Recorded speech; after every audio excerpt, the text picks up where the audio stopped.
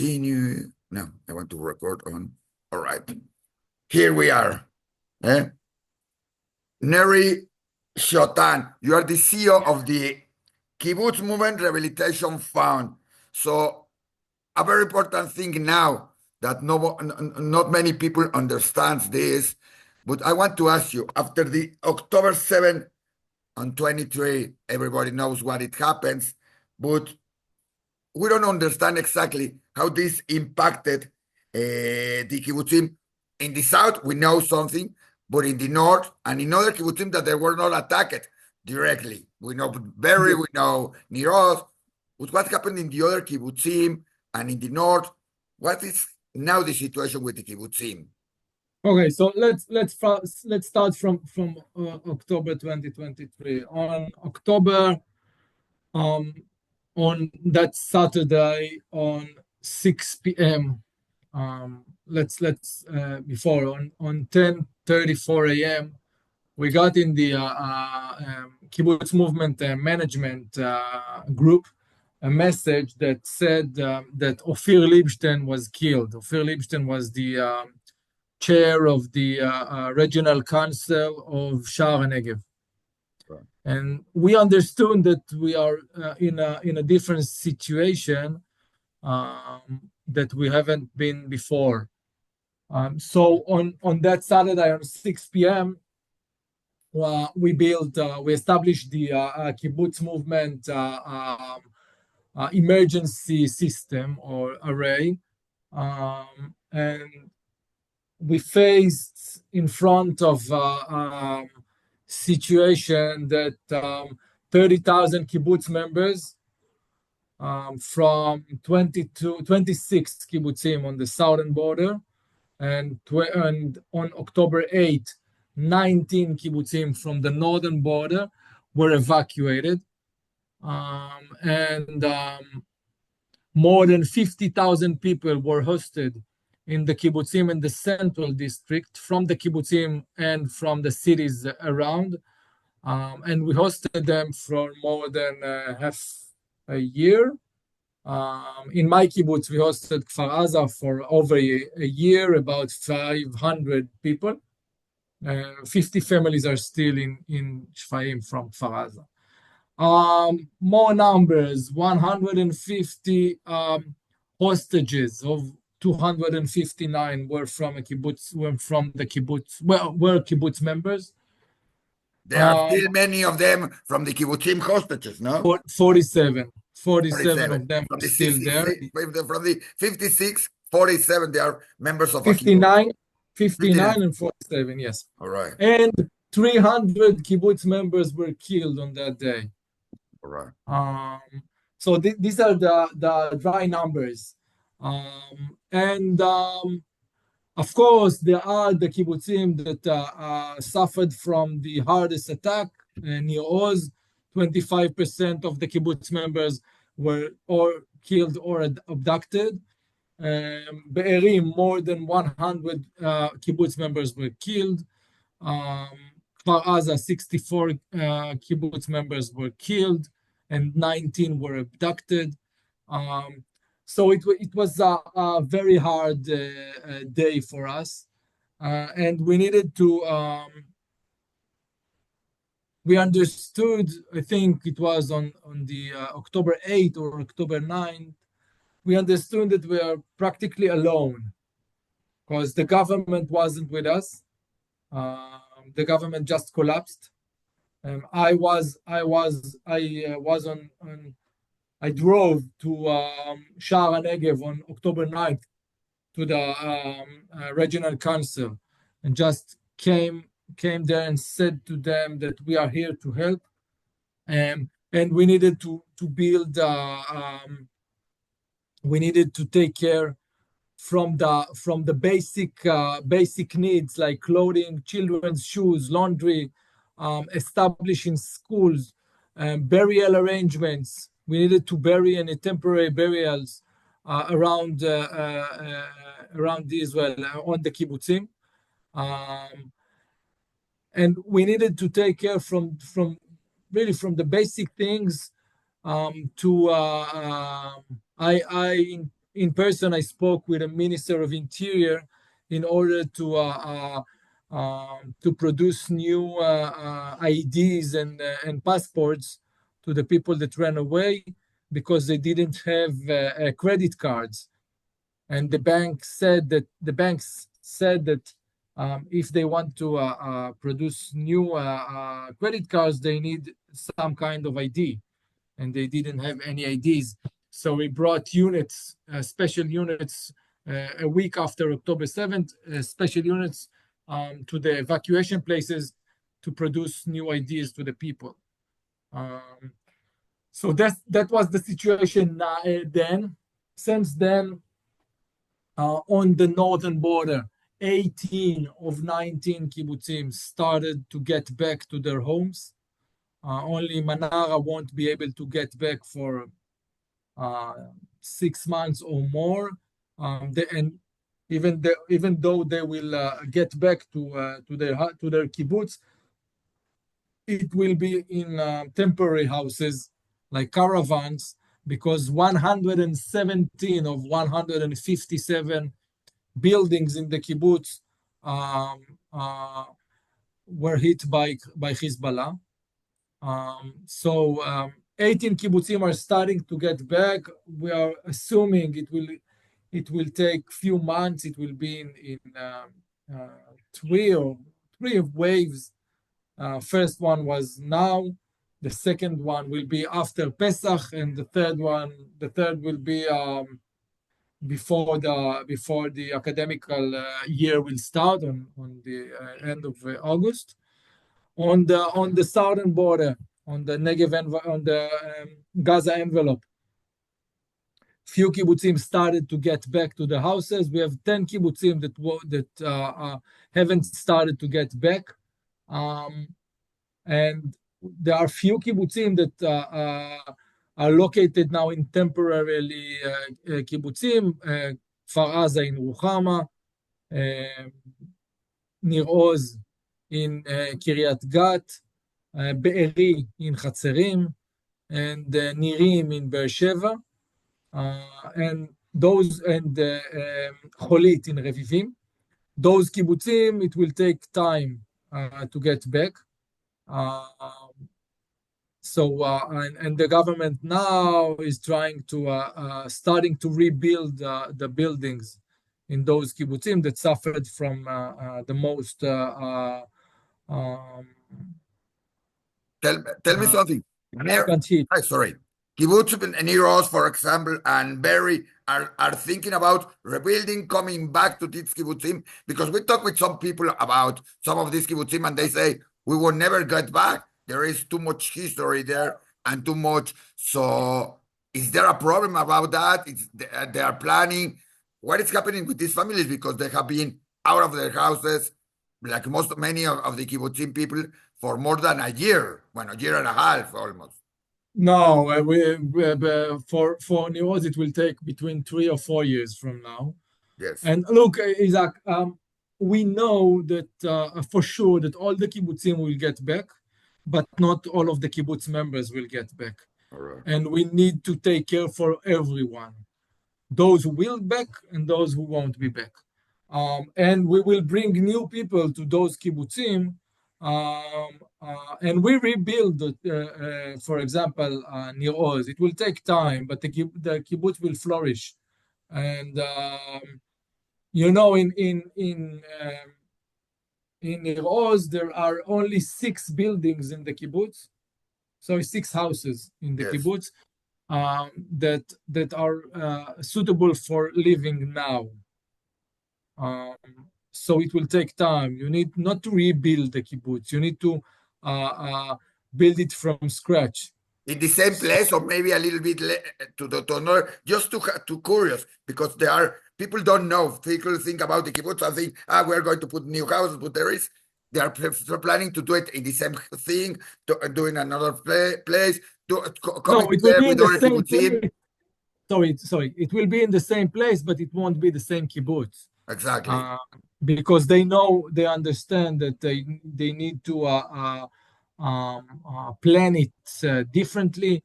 Most of the neighborhoods will be in the far side from the Gaza Strip, and not on the not in the western side that they are now.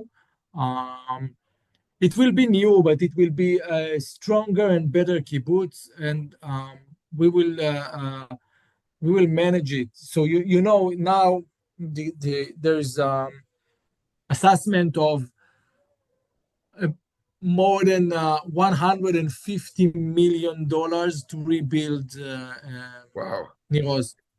Exactly. And there is a negotiation with the government regarding this number, and hopefully the government will pay and will give them enough money to rebuild the kibbutz. But if not, we will need to take care it from philanthropy, and and I think my significant message is that we need the money now, not in a half a year, not in a year from now, Exactly. because people are getting back to the houses on the north. People are need to rebuild their homes and kibbutzim on the south. We need to take care to the community resilience, because it's hard to be evacuated to several places for more than a year, and to keep the communities resilient. And we need to rebuild the educational non-formal educational systems. So we need the money now, and it's hard because the um, the Jewish communities around the world were with us from the first moment, really. And if the Jewish communities around the world haven't been with us, it was practically we couldn't make it because the government wasn't there, and there are Jewish philanthropy around the world, and NGOs and the Israeli civil society was with us from the first From the minute. beginning. Yeah, from the beginning. Now they are in let's say most of them are in strategic assessment on how they want to uh, uh, cut the money from now on, and it's okay, really. But people must understand that the situation now is very difficult, Just because let's take the northern border. Okay, the yes. government assessment is that it will cost more than 9 billion shekels to rebuild the north. Until Yes. now, the government funded only 2.2 2.2. billion shekels. This gap is tremendous. So you must understand that, for example, more than 1,000 people are waiting in this moment when we speak to start a mental health treatment on the Upper Galilee area. More than 1,000 people are in the line to start. Yes. Gali. In kibbutz Gali. Sasta, it's in the northern border. In the elementary school, they have almost 200 pupils there and only one safe room. So this is the situation now. In Manara, it will cost more than $100 billion to rebuild Manara. And of course, it's the government responsibility to build it. But we know that we will need the communities around the world, the federations, and good Jewish people around the world to help us to rebuild those communities. And it will take time, but they will flourish. They will be stronger. They will be better. But we can't do it alone. Tell me something.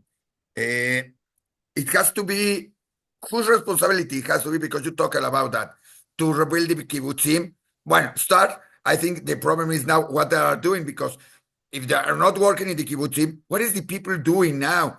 Because they don't have their houses. They are living outside. Some they have some other houses. What is happening with the people that were left out, that they were taken out from kibbutzim in the north and from the south? How they are supporting themselves and what they are doing? Because one thing is rebuilding, and the other thing is now what's happening with them. Okay, so that's why most of the kibbutzim on the south, even those who won't be able to get back now, move to that area. I mean, Ruchama, it's about 30 minutes from Kfar Aza, and Chatzerim is about 30 minutes from Be'eri. So people will be able to get back to their works in that area. But lots of people are in a very difficult situation, mental situation, and they are not able to get back to their houses. And we see, for example, we see on the elderly, the old members of the kibbutzim, we see increasing of death in those kibbutzim, and we are very worried about it, because the elderly on those kibbutzim just dead. So that's one example, and I think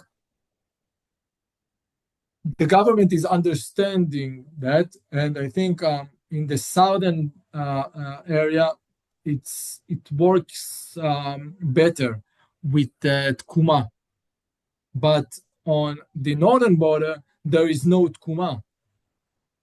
You know what tkuma is, Isaac? You know the tkuma? No, that's what I was going to ask you. So tkuma is the governmental agency that's responsible to the rebuilding of that area. Right. And they have budgets, and they have their budget, and they have the ability to give budgets to the kibbutzim and the cities around the Gaza envelope. But in the northern border, there is no tkuma, there is no there is no any governmental agency that is responsible to the rebuilding of the northern border. So there are lots of agencies and offices of the governmental offices, but there is no budget, or not enough budget. All right, Neri, tell me something. You were talking about responsibility, about the government, about the philanthropy of the Jews outside, but why the responsibility? What happened that day on October 7th? Many say that it was because kibbutzim are from the left side and the government is from the right side. What happened? Why it happened that to the kibbutzim? Why they were not so responsive? Why the army didn't come? Why they were not prepared, the kibbutzim, for that?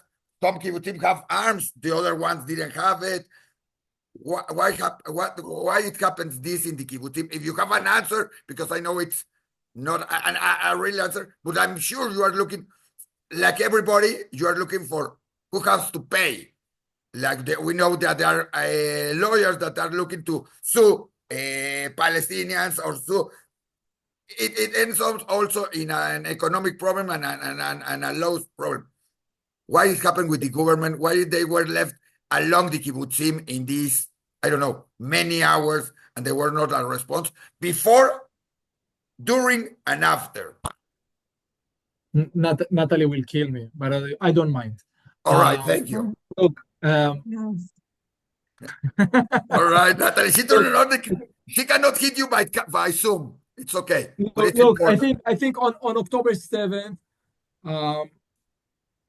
everyone from the army through the government to the police made it's a huge failure. Okay, and now there are lots of the army took responsibility on that. The Secret Service, the Shabak, took responsibility on that. The only one who haven't to take any responsibility is the prime minister, is the Israeli prime minister. And I think, and by the way, he hasn't been in Near Oz yet. The ground zero of Israel, the Israeli government hasn't been there since October 7th. All right. I think, look, everyone messed up on October 7th. There are lots of soldiers before October 7th were taken to the West Bank because of the right extremists. Parliament members build some sukkot there. So there are a few soldiers on October 7th. But I want to speak, let's say, from October 8th, okay? Exactly right. I know for sure, Isaac, that if we were from the right wing section in Israel, the government will act us differently.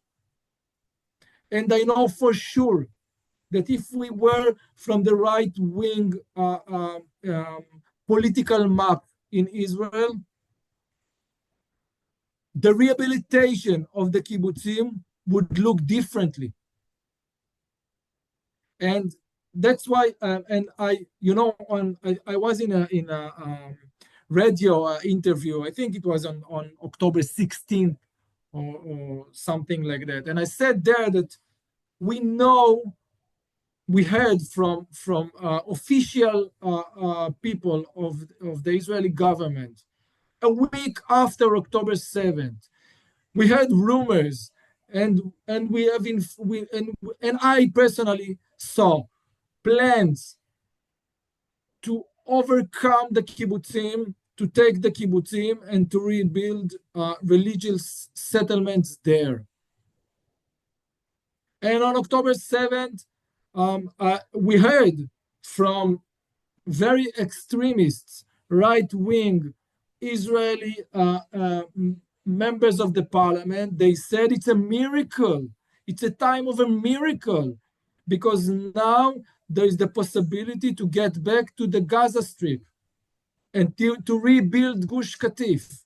Okay. And that's why, and I hope they don't do it. I hope nobody does it. Me either. But I got a lot of fire when I said it a week after. But now it's a fact. It's a fact that there is a awful combination of very extremist right-wing government in Israel, and the other and on the other hand, they put unsuitable, and I'm gentle, unsuitable people in a very important roles on the government. Right. And I think if you ask me if it looked differently, yes, for sure. I'm with you. If this happens in some other territories, I know the answer would have been very different from what it happens with the government and with that. Tell me something. Can that be changed? Can the people in the outside of Israel or the people in Israel change this perspective? Can help the kibbutzim? Does people look at the kibbutzim and say they are necessary? What is the function now of the kibbutzim, first of all? Why they are so important for Israel? Because they are important for Israel. Look, there's a famous metaphor that if you let's say turn off the light all over Israel and only light up the kibbutzim, you will see the country's borders. Yes. And it's truly the case. I mean, 100 of the kibbutz movement's kibbutzim are located along the borders, and they are effectively serving as the nation's borders guard. That is the Zionist way to guard the borders. where the last furrow of the plow is moving, there is the border. And if you go to Nir Oz, and if you go to Nirim, and if you go to En Shlosha and Kerem Shalom, you'll see that their orchards are on the borders. That is the Zionist way of keeping the borders. And it still is. And it will stay like this because there is no other way to do it. In the western border, in the eastern border, like of Jordan, in the northern border, with Lebanon and Syria, this is the Zionist way of keeping the borders, and I think this is I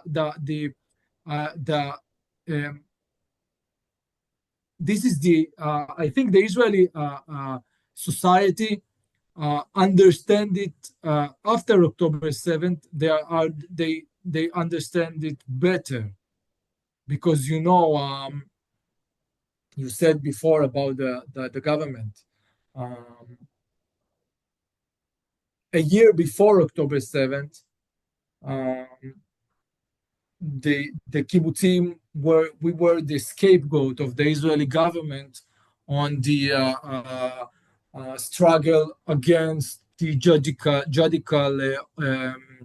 overall.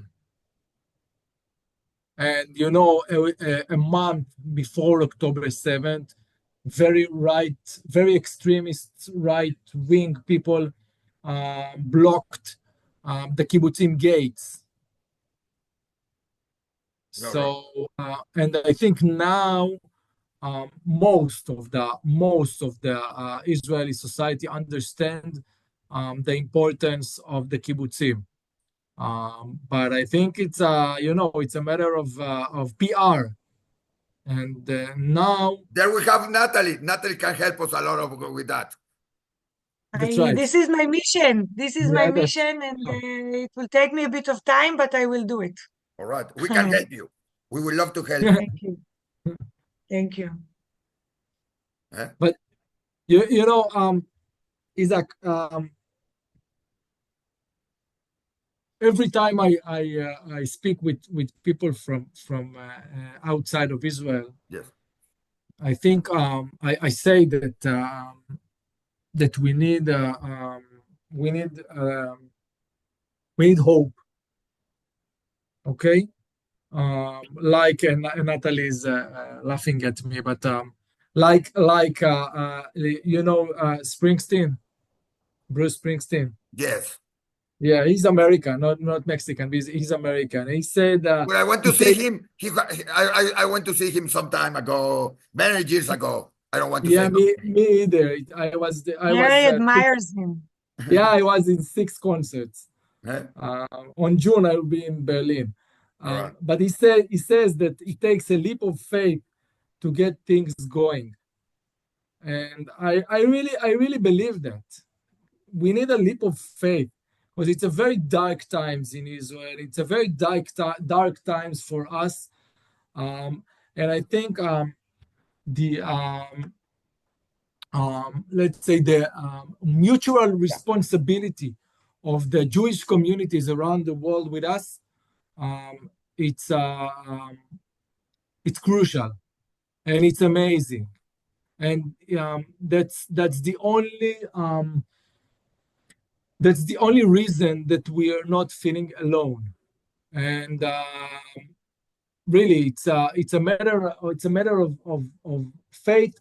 It's a matter of mutual responsibility, and we thank from the bottom of our hearts to those good people around the world that are with us hand by hand. That's what I was going to ask you. We are outside. We are the diaspora. We call many of us, or many people have here or have been in a kibbutz because they went in Akshara. They have a special feeling. They are not connected all the time. In Mexico, they are connected also with other parts of Sderot and all of that. Tell me something. What can we do from the outside? Well, can we help? It's philanthropy to rebuilding the kibbutzim. It's a way to get this budget deficit that you talk about $7 billion. What can we do in the outside from Israel to help to rebuild this, to do it? How do you see it? This connection between the diaspora and the kibbutzim. First, we can see that the American diaspora is crucial regarding to the pressure of the American administration on the Israeli government to make a ceasefire and bring back the hostages. Yes. So I think it's crucial to keep the pressure in order to bring those our hostages back. And second, I think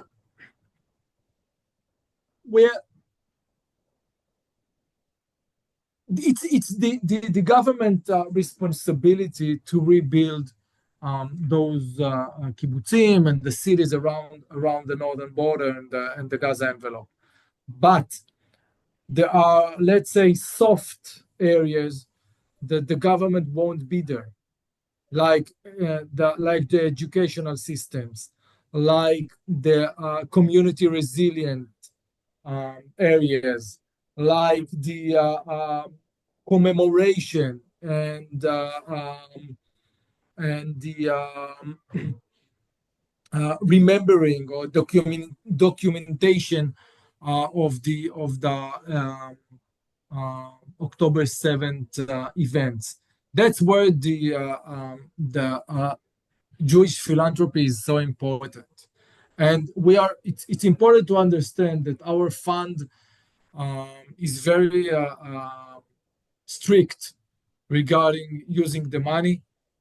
We are using the money only for the reason that we for the rebuilding the kibbutzim on the north and the south, not for anything else.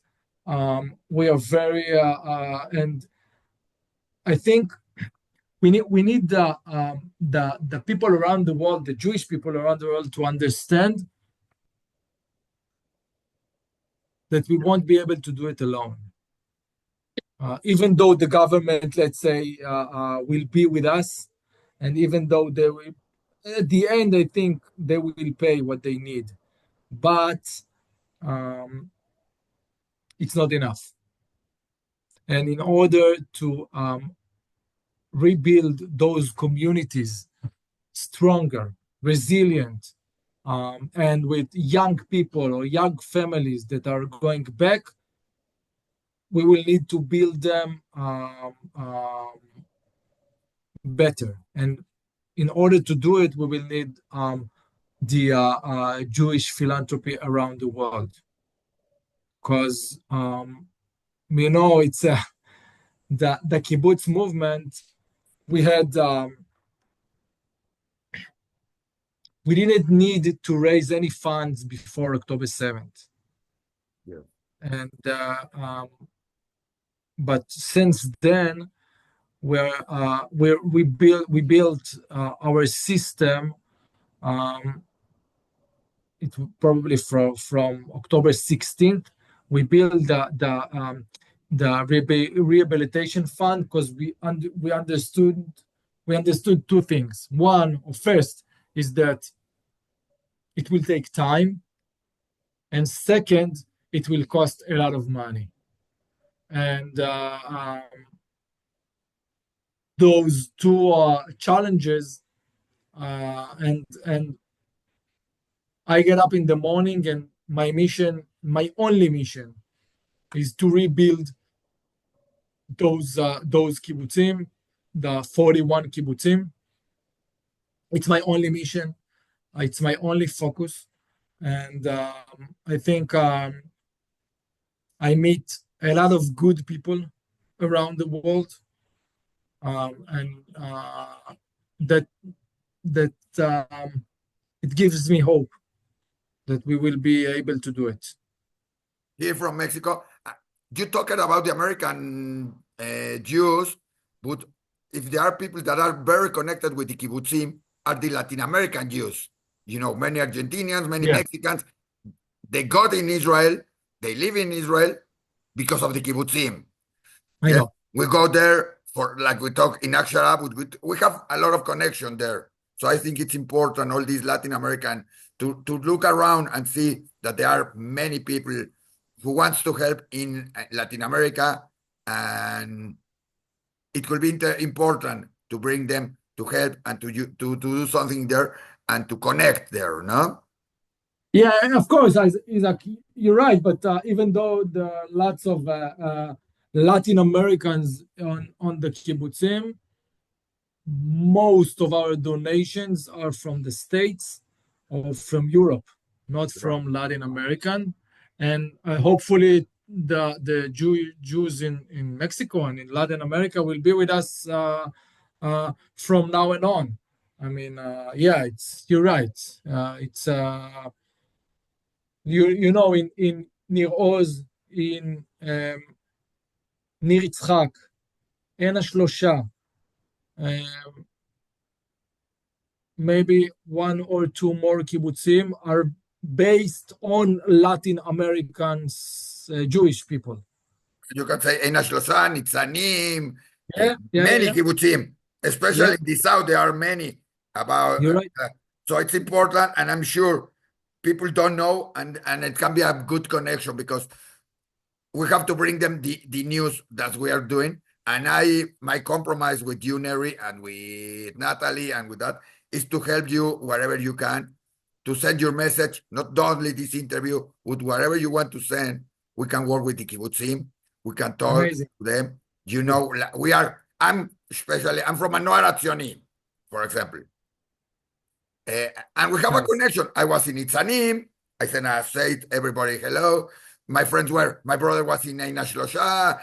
They were in at the north also, in Gev, and I have many friends there. So I think we need to look back down and see the Latin American communities that are very connected with this kibbutzim, especially Argentina, and to find, because there are people who can also, there are also good philanthropists in this area, and to show them what it happens and what is needed.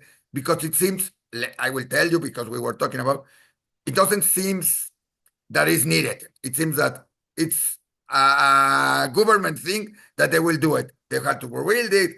They need a little. We are doing something with Keren Ayesot, with Keren Kayemet. But it seems like it's something from the government. And I think it's something from all the Jewish community around the world. You're right. You're accurate. And anything you can do, anything we need to do in order to bring those people from the Latin America to understand that we need them, I will do, really. All right. So now we will be in touch. Natalie thank you for this message. If you want to say something else, please, if you want to send to finish this with some message, something else, do it. Just I said it before, but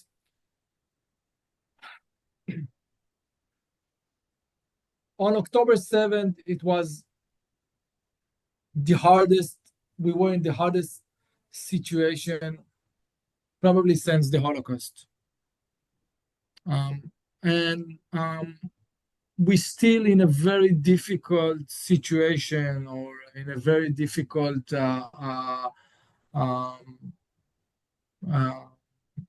reality now. On the other hand, myself and all of us met very good people along the road. And it gives me hope that we would be able to make it, and we will build those 41 kibbutzim.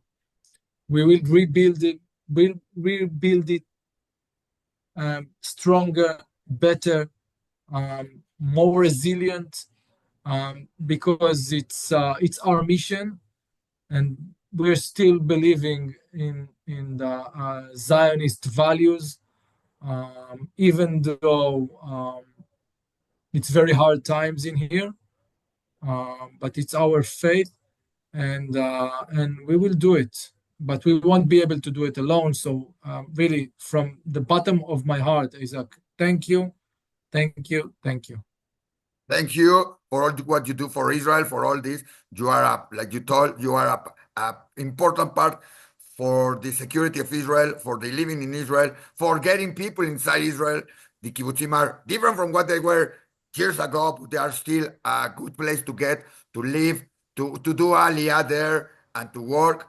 And I hope, Neri, from my bottom of my heart, and I know that all the 59 hostages come back, the 47 of the members of the kibbutzim. I hope they say that many they are already killed or dead. I hope that's not true. That's something we think, we know. Yeah. I hope they are alive and they come all together. That's the first thing. But the life has to continue. And rebuilding the kibbutzim, rebuilding the homes for many people, getting back to them, because they are still not there in many kibbutzim, finishing this war. I hope this happens soon, very soon. You know, it's going to be the Maccabiaso, and many people are traveling. So we have to think about that, to bring people there, to have more names there. They are from Mexico, are traveling many people. And people, it's going to be a reunion for Jewish people there.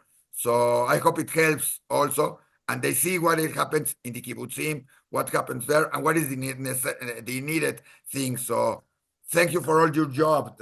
Isaac, if you're coming to Israel, feel free to speak to me, and we'll host you on the south. I'm looking. I'm looking if somebody wants to pay us. So if you know somebody who wants to take us to make a trip there, or you have, please, Natalie. Speak with Natalie about it. Sorry. So look, yeah, we're looking into it. It's good to know. And Isaac, I will send you some photos of the kibbutzim from the Manara and the south, and a photo of Neri. I will email it soon. Perfect. Okay. Just to send me the link of the article, so I could send it to the kibbutzim, to the Latin American kibbutz members. All right, and if you want to, I will send you. I will put this in YouTube. So if you want to edit it or do something, please free. I'm going to stop recording this. Thank you very much, Natalie. Thank you. Bye-bye. You give us, don't hang up. You give us another perspective of what is happening in Israel and what is needed, because it's after 1 year and a half, and many people have forgotten and say, it's okay, it's there, but we have our lives here. No, we have to still be looking to Israel and to this part of the world, like in the north and the south, where the kibbutzim are. Thank you very much, Terry. Thank you very much, Natalie. Bye-bye. Bye-bye.